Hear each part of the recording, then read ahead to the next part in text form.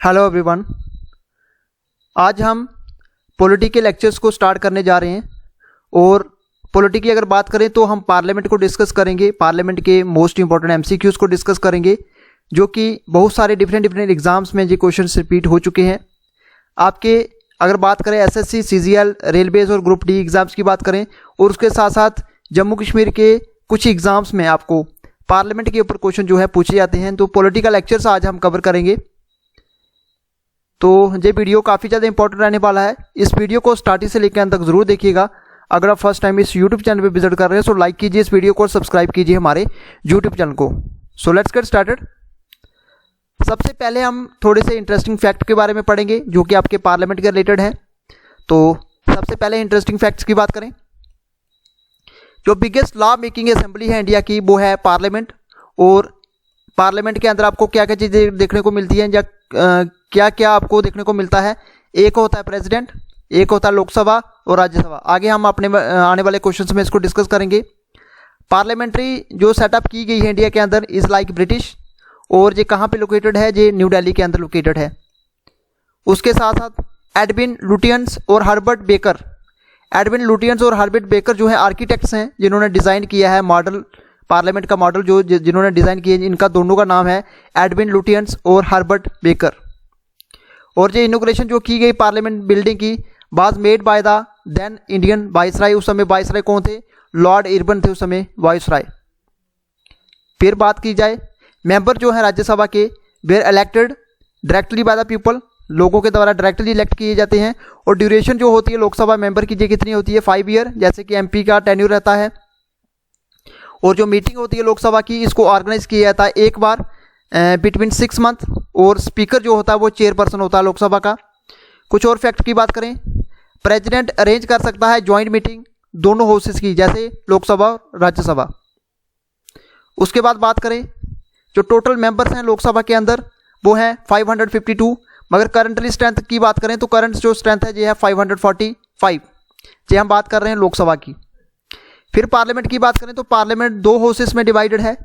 एक हाउसेस है लोकसभा जिसको बोला जाता है लोअर हाउस, और एक हाउस है राज्यसभा जिसको बोला जाता है अपर हाउस।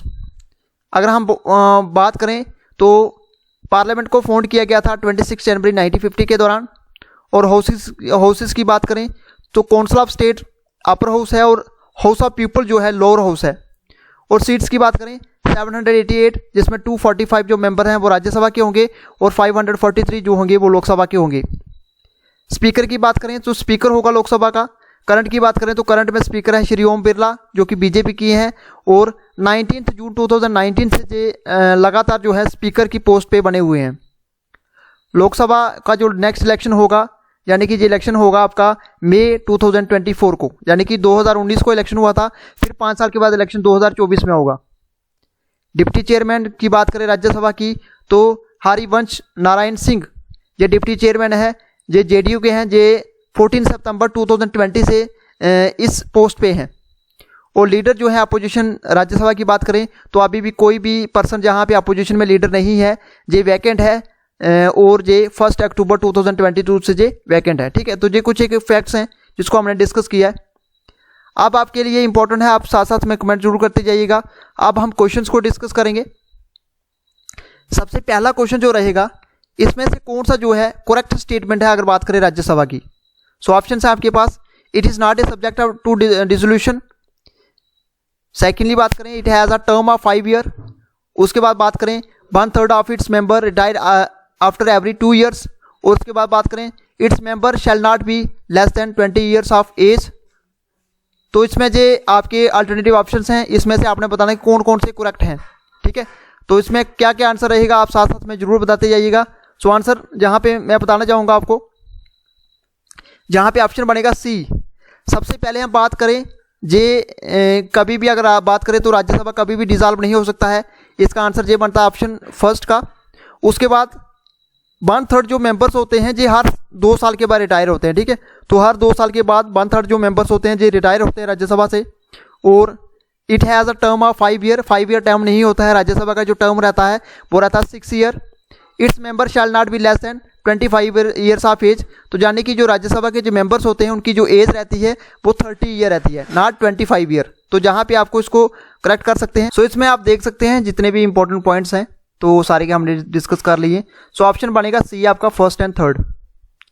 नेक्स्ट क्वेश्चन की बात करें, क्वेश्चन नंबर नेक्स्ट रहेगा आपका इंडियन पार्लियामेंट कंसिस्ट ऑफ। आप इंडियन पार्लियामेंट के अंदर क्या क्या चीज़ें देखने को मिलेंगी आपको, जहाँ इंडियन पार्लियामेंट में क्या क्या होता है, लोकसभा होगा या राज्यसभा होगा, उसके बाद लोकसभा राज्यसभा जहाँ prime minister, speaker and Lok Sabha जहाँ president and both the houses of parliament. ये काफ़ी इंपॉर्टेंट है। सो राइट आंसर रहेगा यहाँ पे ऑप्शन डी, यानी कि लोकसभा के अंदर अगर बात करें इंडियन पार्लियामेंट में आपको प्रेसिडेंट, बोथ हाउसेस यानी कि लोकसभा और राज्यसभा। सो ऑप्शन बनेगा डी आपका right answer. Next question, who जब बीच of the following is not an integral part of parliament. इसमें से आपने बताना कि कौन सा जो है इंटीग्रल पार्ट पार्लियामेंट का नहीं है। ऑप्शन है आपके पास president, option B vice president, option C Lok Sabha, जो ऑप्शन डी राज्यसभा। तो इसमें हमने अभी डिस्कस किया है प्रेसिडेंट है, लोकसभा है, राज्यसभा है और वाइस प्रेसिडेंट नहीं है। सो आंसर क्या बनेगा हमारा, आंसर बनेगा आपका ऑप्शन बी, यानी कि vice president is not an integral part of parliament. So option B बनेगा इसका राइट आंसर। आप यहाँ पे देख सकते हैं क्वेश्चन आपको अगर पूछा जाता है कि फर्स्ट वाइस प्रेसिडेंट कौन थे इंडिया के, तो आंसर रहेगा आपका सर्वपल्ली राधाकृष्णन। ठीक है, तो सर्वपल्ली राधाकृष्णन हमारे पहले वाइस प्रेसिडेंट थे। और अगर आपको करंट में क्वेश्चन पूछा जाता है कि करंट वाइस प्रेसिडेंट कौन है, जे हैं श्री जगदीप धनखड़, जे 11 अगस्त 2022 से वाइस प्रेसिडेंट हैं इंडिया के। ठीक है, तो ये आपके लिए इंपॉर्टेंट है, फर्स्ट प्रेसिडेंट और करंट में कौन प्रेसिडेंट वाइस प्रेसिडेंट है। फर्स्ट वाइस प्रेसिडेंट थे सर्वपल्ली राधाकृष्णन और करंट वाइस प्रेसिडेंट है श्री जगदीप धनखड़, जो कि 11 अगस्त 2022 से वाइस प्रेसिडेंट है। Next question, the speaker can ask a member of the house to stop speaking and let another member speak, this phenomenon is called.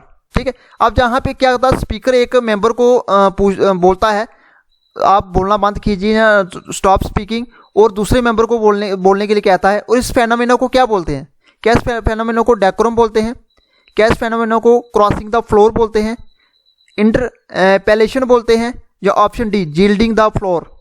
तो ये आपके लिए इंपॉर्टेंट है, एग्जाम में क्वेश्चन कई बार रिपीट हो चुका है। सो आंसर बनेगा आपका ऑप्शन डी। इसको बोला जाता है जील्डिंग द फ्लोर, यानी कि जब स्पीकर एक किसी मेंबर को वो बोलता है, किसी हाउस के मेंबर को बोलता है कि आप बोलना बंद कीजिए या stop speaking and let another member speak, this phenomenon is called yielding the floor. आप देखिए ये यहाँ पे आप देख सकते हैं, जो स्पीकर होता है लोकसभा का कैन आस्क के member of the house to stop speaking and let another member speak is called, जिसको बोलता है जील्डिंग द फ्लोर। इसके लिए आप देख सकते हैं काफ़ी इंपॉर्टेंट है, एग्जाम में क्वेश्चन कई बार रिपीट हो चुका है। नेक्स्ट बात की जाए, नेक्स्ट क्वेश्चन है who among the following decide whether a particular bill is a bill. ठीक है, तो जहां पे क्वेश्चन पूछा जाता है कौन डिसाइड कर सकता है कि अब ये कोई पर्टिकुलर बिल मनी बिल है या नहीं है। ऑप्शन है आपके पास president, option B prime minister, option C speaker of Lok Sabha, या ऑप्शन डी कैबिनेट। ये आपके लिए इंपॉर्टेंट है।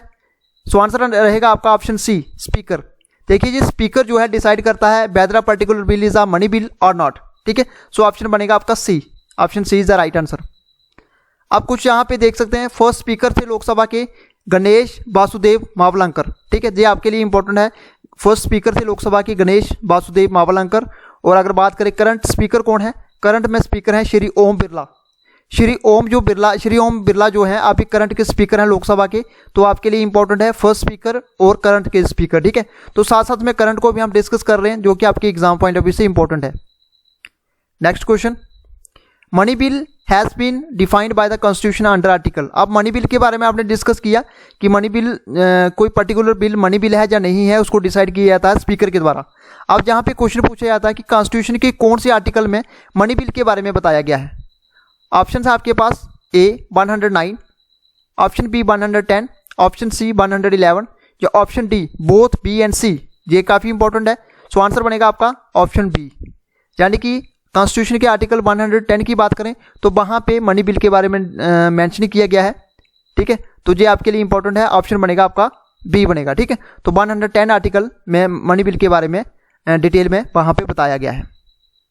Next question, economic survey is presented in parliament every year. अब इकोनॉमिक सर्वे जो है हर साल पार्लियामेंट में प्रेजेंट होता है एवरी ईयर। क्या वो जो बजट जो हमारा पेश होता है, क्या बजट से पहले किया जाता है उसको, उसके बाद जहाँ बजट को प्रेजेंट करने के बाद उसको लाया जाता है, उसके बाद बात करें ऑप्शन सी की, after presentation of finance bill, क्या फाइनेंस बिल को प्रेजेंटेशन करने के बाद फिर लाया जाता है।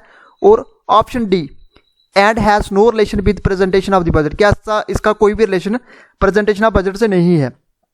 तो ये क्वेश्चन है जहां पे इकोनॉमिक सर्वे को कब प्रेजेंट किया जाता है पार्लियामेंट के अंदर, हर साल इसको कब किया जाता है। सो आंसर बनेगा आपका ऑप्शन ए, यानी कि जब भी बजट पेश होगा, जब भी कमिंग ईयर यानी कि बजट पेश होगा, बजट से पहले जो है इकोनॉमिक सर्वे जो है प्रेजेंट होगा कहाँ पे, पार्लियामेंट में, और ये हर साल होता है। ठीक है, तो जहाँ पे आप देख सकते हैं इकोनॉमिक सर्वे ये एक एनुअल रिपोर्ट कार्ड होता है इकोनॉमी का, जिसको प्रेजेंट किया जाता है डे बिफोर, यानी कि जब जैसे जो बजट होता है बजट से एक दिन पहले किया जाता है। और इन examples examine the performance of each and every sector that suggest futures move. ठीक है, हर एक सेक्टर को वहाँ पे डिस्कस किया जाता है, फ्यूचर में क्या मूव होगा उसको सुजेस्ट किया जाता है। इकोनॉमिक सर्वे जो है इसको डीलिंक्ड किया गया था बजट के साथ, यानी कि बजट और इकोनॉमिक सर्वे पहले एक ही दिन में होते थे। 1964 में इसको डीलिंक्ड किया गया और unveiled in advance in order to provide in context of the letter. अब जहाँ पे क्वेश्चन जहाँ पे राइज होता है, क्या इकोनॉमिक सर्वे का इस बार का थीम क्या था। ठीक है, तो जहाँ पे आप देख सकते हैं 2022 का क्या थीम रहा था इकोनॉमिक सर्वे का, तो जहाँ पे आप देख सकते हैं रिसेंटली जो बजट इकोनॉमिक सर्वे लाया गया 2021-22 का, इसको पार्लियामेंट में लाया गया। फाइनेंस मिनिस्टर कौन है अभी, श्रीमती निर्मला सीतारमण। ठीक है, after the president address to both houses of parliament. और सेंट्रल जो थीम रहा था इस बार का इकोनॉमिक सर्वे का, ये था एजाइल अप्रोच। एजाइल अप्रोच इसका राइट आंसर, काफी इंपॉर्टेंट है, एग्जाम में क्वेश्चन पूछा जाता है कि क्या इसका थीम रहेगा। थीम रहा था अजाइल अप्रोच, इसका थीम था इस बार का। और इसको प्रेजेंट किसके द्वारा किया गया, फाइनेंस मिनिस्टर के द्वारा, दैट इज श्रीमती निर्मला सीतारमण। ठीक है, तो ऑप्शन ए, यानी कि जब भी बजट पेश होगा बजट से एक दिन पहले इकोनॉमिक सर्वे को प्रेजेंट किया जाएगा पार्लियामेंट के अंदर हर साल। ठीक है, इसको किया जाएगा। नेक्स्ट क्वेश्चन की बात करें, अब मिनिमम एज क्या होती है holding office in the Lok Sabha. क्या इसकी एज 18 ईयर होती है, क्या इसकी एज 21 ईयर होती है, 25 ईयर्स होती है, या 30 ईयर होती है।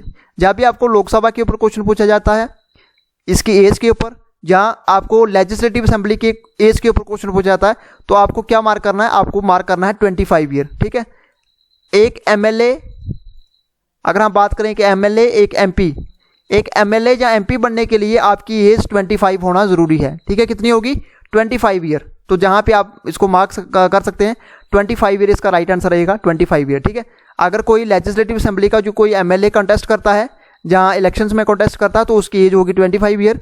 और अगर एक एमपी, अगर आप बात करें लोकसभा के इलेक्शंस होते हैं कि एमपी पार्टिसिपेट करता है, यानी कि एमपी वहां पे इलेक्शन में खड़ा होता है, तो उसकी भी एज 25 ईयर ही होती है। ठीक है, तो लोकसभा और मेंबर ऑफ लेजिस्लेटिव असेंबली की एज जो है सेम रहती है।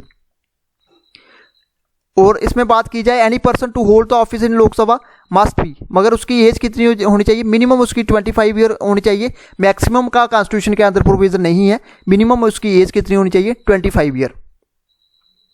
नेक्स्ट बात की जाए, बजट जो है, budget is also known as, अब बजट को क्या बोला जाता है, बजट को और इसके साथ साथ और क्या बोला जाता है, क्या इसको एनुअल फाइनेंशियल स्टेटमेंट बोला जाता है, monthly financial statement, receipt and expenditure statement, या टैक्सेशन स्टेटमेंट। काफी इंपॉर्टेंट है, budget is also known as. So answer बनेगा आपका ऑप्शन ए, बजट को इसके साथ साथ और क्या बोला जाता है, annual financial statement. So option A बनेगा इसका right answer.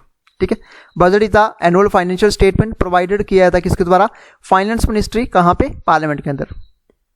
Next question, who is known as the father of Lok Sabha. Father of Lok Sabha किसको बोला जाता है, जीबी मावलंकर को, राबी रॉय को, पीए संगमा को, या बलराम जखर।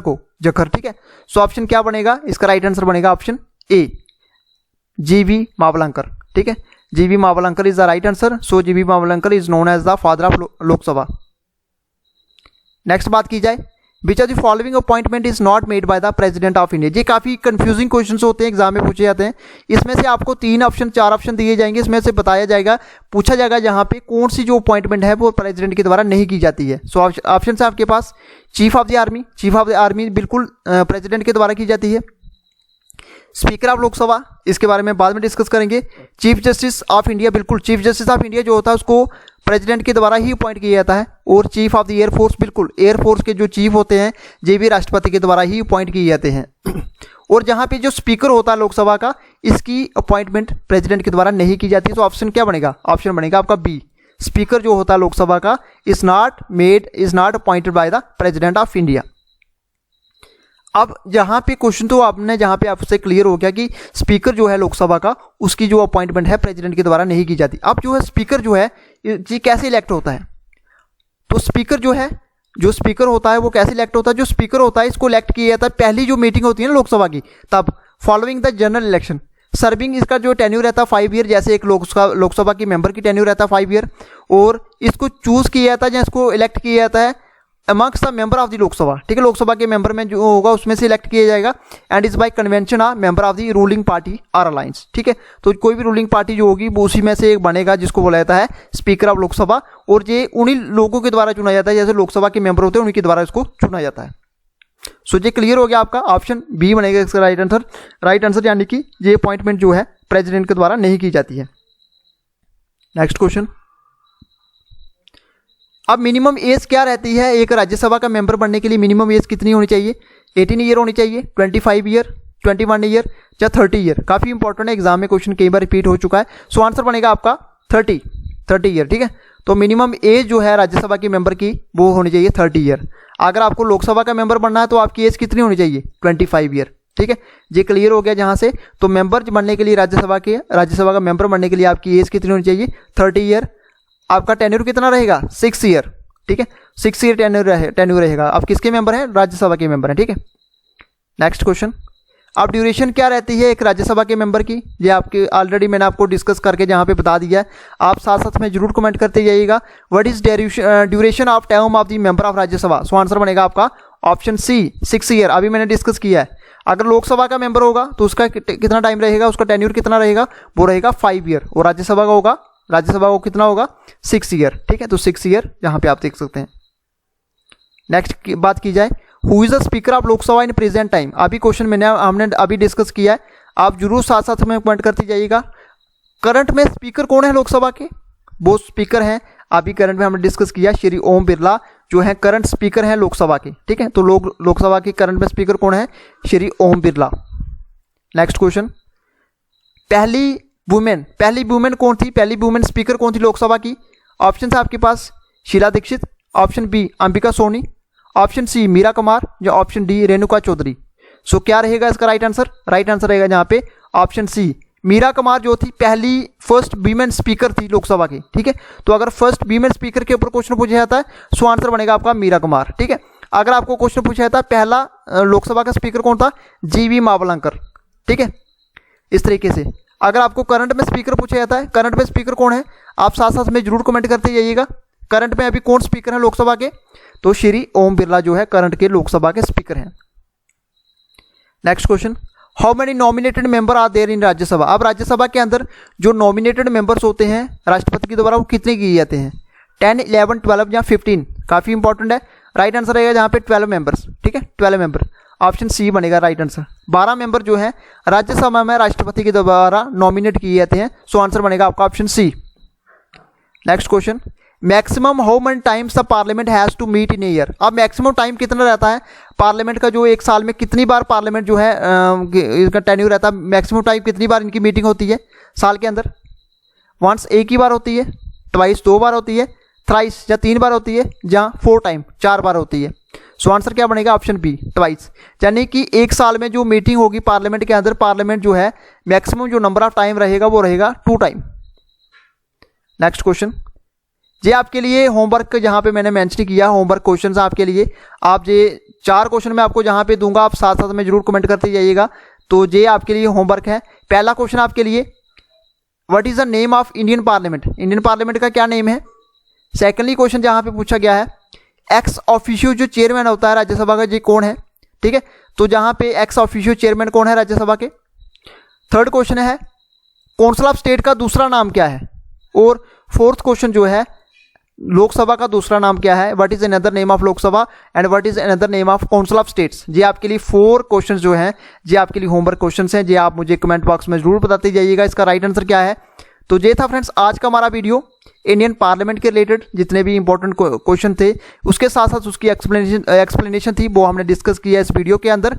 और कैसा लगा वीडियो कमेंट बॉक्स में जरूर बताइएगा। वीडियो अच्छा लगा तो वीडियो को लाइक कीजिए, शेयर कीजिए और सब्सक्राइब कीजिए हमारे यूट्यूब चैनल को। Thank you friends, good bye and take care.